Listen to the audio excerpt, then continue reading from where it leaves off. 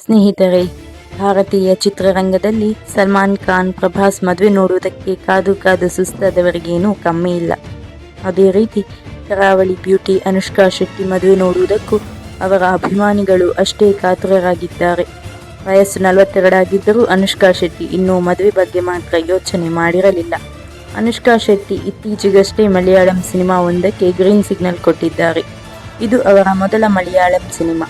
ಜೊತೆಗೆ ಅವರ ಬಳಿ ಕ್ರೇಜಿ ಪ್ರಾಜೆಕ್ಟ್ಗಳು ಕೈನಲ್ಲಿವೆ. ಹೀಗಿದ್ದರೂ ದಿಢೀರನೆ ತೆಲುಗು ಚಿತ್ರರಂಗದಲ್ಲಿ ಕರಾವಳಿ ಸುಂದರಿಯ ಮದುವೆ ಮ್ಯಾಟರ್ ಸದ್ದು ಮಾಡುವುದಕ್ಕೆ ಶುರು ಮಾಡಿದೆ.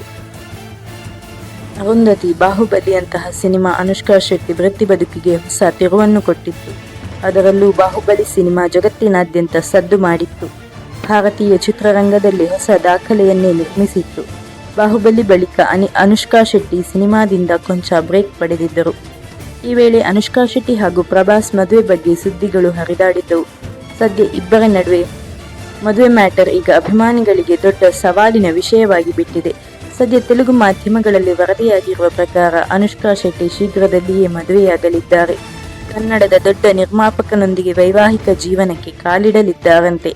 ಎರಡೂ ಕುಟುಂಬಗಳು ಇದಕ್ಕೆ ಅಸ್ತು ಅಂದಿದ್ದು ಶೀಘ್ರದಲ್ಲಿಯೇ ಮದುವೆ ನಡೆಯಲಿದೆ. ಅಲ್ಲದೆ ಆ ನಿರ್ಮಾಪಕನಿಗೂ 42 ವರ್ಷ ಎಂದು ವರದಿಗಳಾಗಿದೆ. ಈ ಸುದ್ದಿನೂ ಕೇವಲ ಗಾಳಿ ಸುದ್ದಿ ಅಷ್ಟೇನಾ ಅನ್ನೋದು ಇನ್ನಷ್ಟೇ ತಿಳಿಯಬೇಕಿದೆ.